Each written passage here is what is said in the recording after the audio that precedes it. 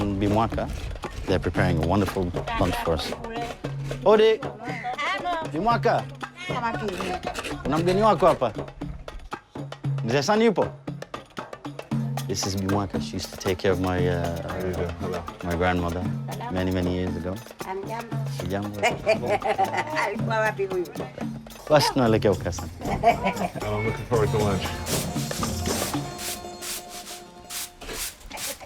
Bimwaka was a close family friend to Abid and his grandparents, and she's putting together quite a spread. Coconut rice, freshly caught fish called tassi simmered in broth of garlic and lime, topped with mchuzi, a fresh salad of chopped tomato, eggplant, cucumber, and potato. Another fish, kabua or mackerel, marinated in lime juice and garlic, then pan-fried. Now this is good. Whoa, that's looking good. So, coconut rice, Yeah. chapati bread Yep, that's it. from the other side. Yeah, Other side of the water there? That's it. This is cassava. Cassava. Wait. 3 different types of And fish. fried bread.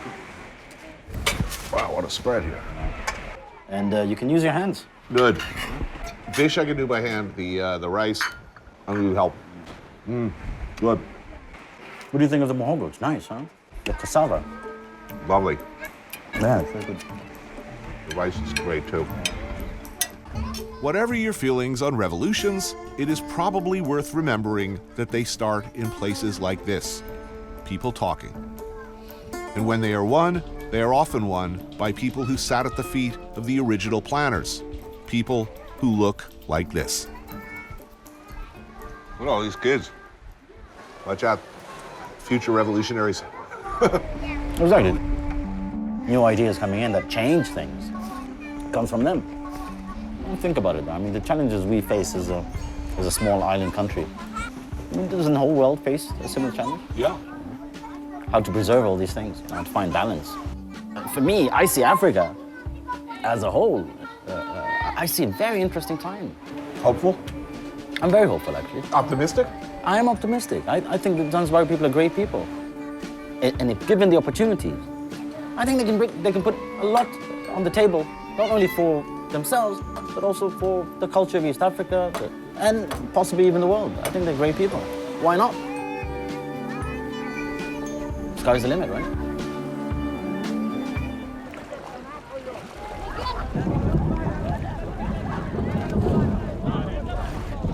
The boiling water to cook the lobster.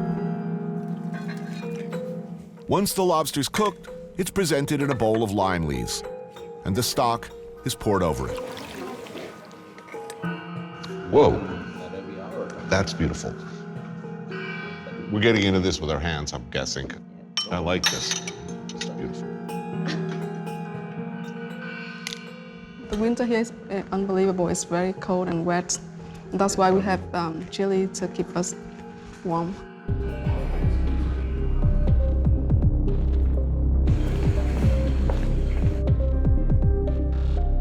Boitron spoils all of us with a succession of dishes.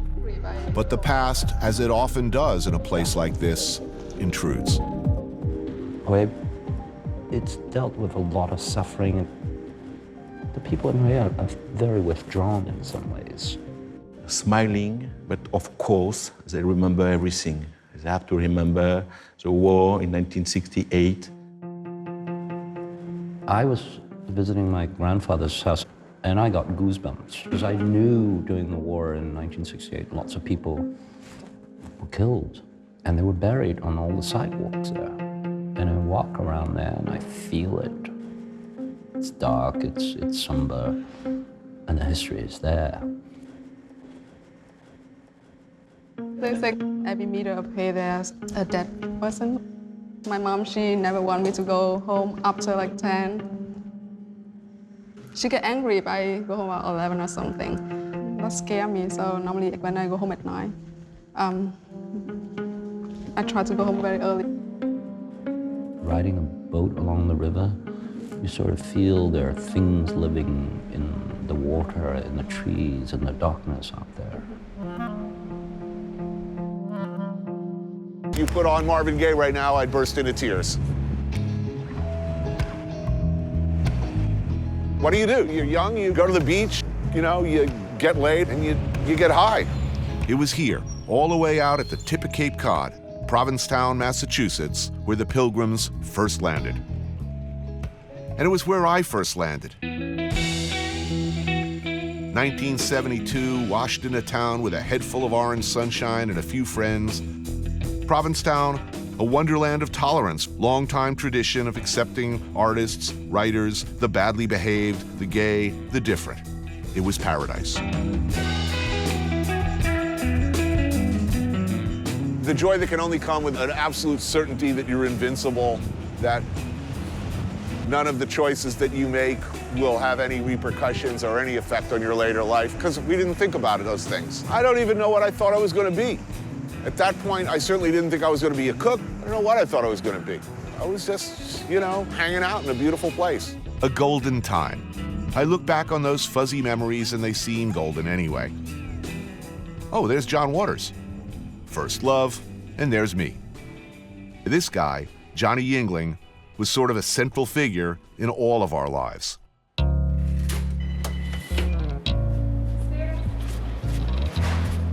Well, my name is John Yingling, and this is Spiritus Pizza. It's been here since 1971. This town is everything to me. Provincetown is a really special place where people can be themselves. We all did drugs, acted young and crazy, and Tony was probably a little wilder than some and not as wild as others. But he was always the guy who I always liked. And you let me sleep on top of the walk-in. Right, I actually remember that. Spiritus. I cannot tell you how frequently I dream about Spiritus Pizza. I'm walking down Commercial Street, and I'm sort of dimly aware that Spiritus has moved, and there's a sense of dislocation and a loss as I stumble around this sort of Provincetown dreamscape of 40 years ago. Well, we're still here and living in hope. Cheers. Unbelievable. Many of the old places in P-Town are gone. But the lobster pot is still going strong all these years later, and still has what I want and need, the essentials. My friends worked in the kitchen here, starting the tradition among my set that cooking work was noble toil. At that point, I never intended a career as a chef. It was great to be a cook. I was getting to that. Oh, yes. So this is homemade Portuguese kale soup, made on the premises. It's been a long time, thank you. Enjoy. Portuguese soup, a P-Town version of the Azorean caldo verde, and just what I remembered. Kale, fiery red chorizo, linguiça, kidney beans, potatoes. Oh, I missed you. Yeah, I missed you bad. And that was precisely what I loved about the food here, the Portuguese thing. Dishes like this stuffed cod crusted with ground Portuguese sausage, breadcrumbs, stuffed with scallop and crab, some sherry, red sauce. I hadn't been working for a while. I was a deadbeat. I mean, I'm just, you know, scarfing off everybody else. And Nancy Poole comes home from work and says, our dishwasher didn't show up today. You're our new dishwasher. I said, oh, really? And the next day, I'd put on the apron, and I didn't take it off for 30 years. I'd wake up, and all of us go to the beach, hang out on the beach till like 2 o'clock, 3 o'clock. Yeah, it was fun. Roll into work all night, drinking, getting high, drilling out food. You got all the food you wanted, all the liquor you wanted. All the sex you wanted. All the sex you wanted. It was true. It was fun. We had a great time. And yet you were still an essential part of the economy. It was a lot of fun. So you name your label, the Village of Wines. I think most of the chance we have it. And so this size is all our interesting wine that they can keep aging themselves. This is the house collection. That's correct. Right. And I want to show you the membership area. Our newest member, Anthony Bourdain. Me? And it's all of our Roosevelt collection of wines. Please, open it. Ah. Wow, cool. It's good being me. Thank you. It's good having you. Thank you so much. Thank you. Oh, close that up, man. Wait a minute. Close it up.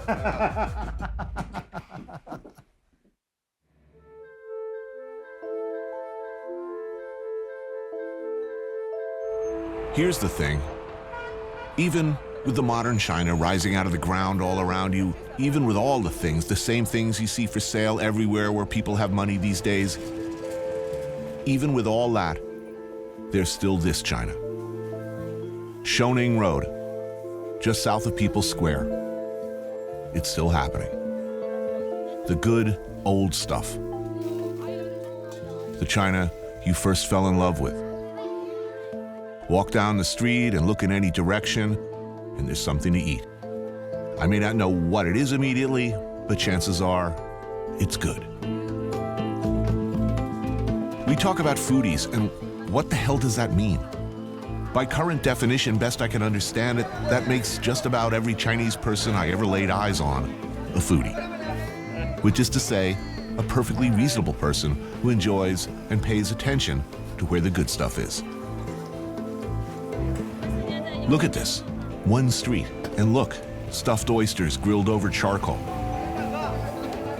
Snake treats? Well, yes. And yes, it does taste kind of like chicken.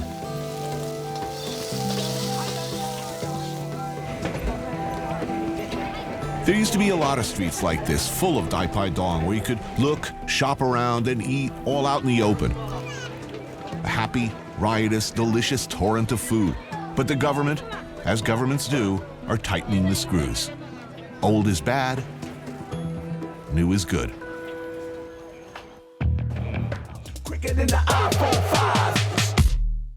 I started out as a break dancer, so I used to break dance. You know, my brother used to, do graffiti. I used to go. So all of those individual elements wasn't really happening anywhere else. So it was just something that could only have went on right in that area in the Bronx. Yeah, okay, you may be thinking, what about the Sugar Hill Gang? What about them? They were an industry band like the Monkees or the Archies, built to cash in quick on what was seen as a fad. And they did cash in. Where were you when you suddenly realized, holy shit, there's money in this? Well, that first record I ever heard was King Tim III. The second, and the most popular record was Rappers Alike. I used to live on the 5th floor walk-up. I walked out, somebody was playing it next door. They was playing it on the 4th floor. They was playing on the 3rd floor, 2nd floor, 1st floor. Somebody had a boombox outside playing it. The car that drove by had it on. Right. You could hear nothing. It was like a plague. It was like locusts. And that's when I realized, it's something that was beyond what we was doing out in the street. Critically, it's not a great record, but if you play it right now, it's still, it's still a good record. In this case, at least, history has come around. Today, nobody looks back at the Sugar Hill Gang as having been originals or innovators. People know who did what. As far as hip-hop now, as far as the music now, these guys are not trying to tell a story of their time at all. Okay, yeah, they popped a lot of bottles. Oh, yeah, they had sex with a lot of women, and they drove a lot of expensive cars, and nothing else happened. But you would never know that it was a black president. You would never know that it was 2 wars. You would never know those things because it's not reflected in the music. And at some point, somebody was supposed to step up and make those songs. 20 years from now, they'll still be talking about The Message and Planet Rock and all the classic records. You know what I mean? So that's what it is.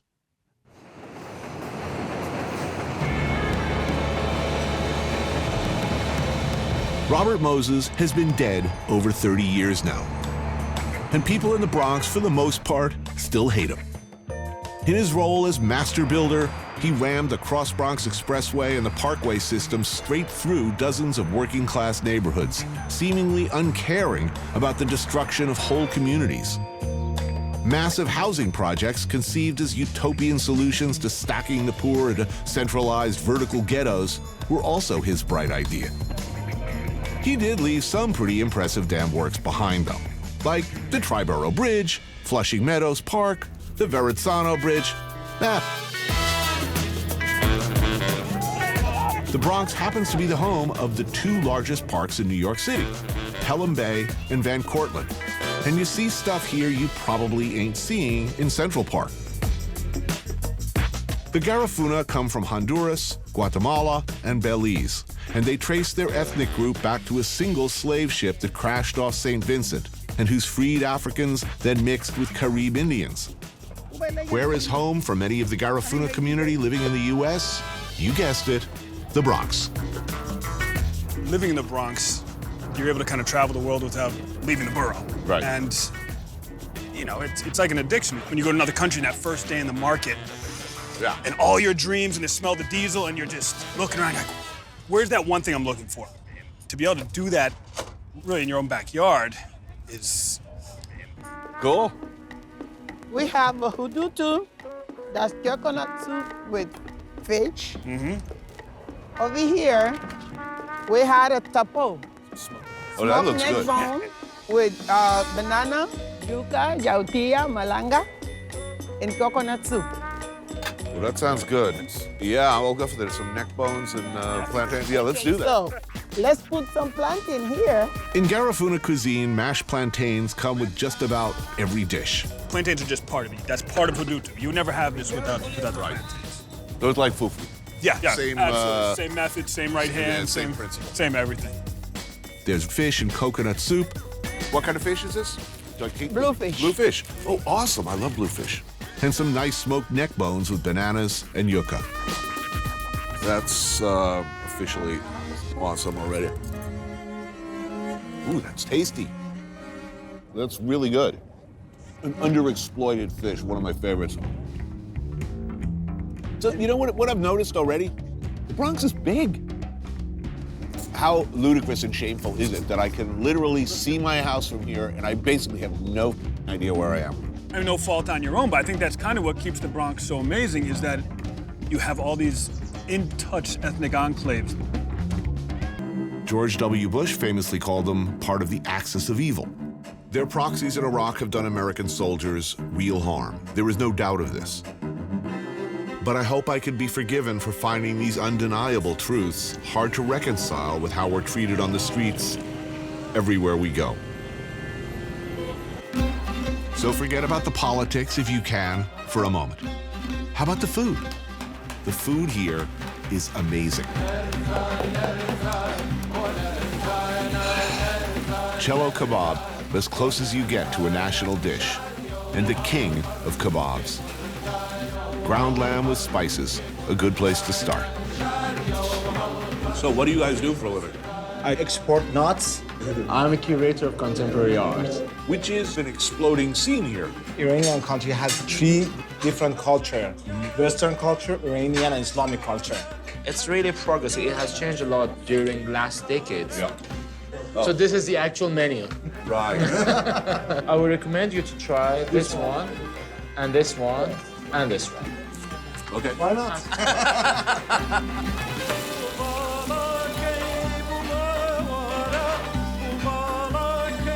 Cello kebab wouldn't be complete without Persian rice. Fluffy, long-grained, and perfectly seasoned with saffron, the rice in this country is like nothing you've ever had. So Tony, first you should take the butter and put it on your rice. Bon appetit. Bon appetit. Good. It's very good, yeah.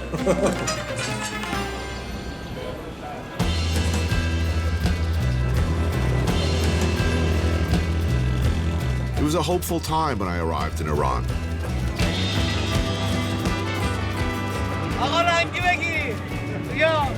A window had opened.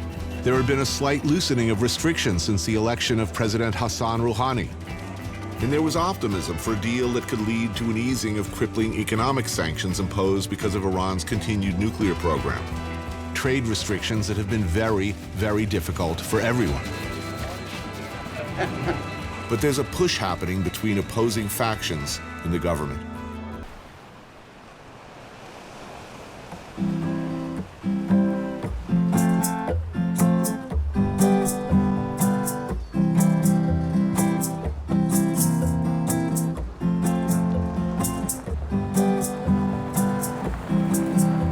I drink up me rum and me tumble down.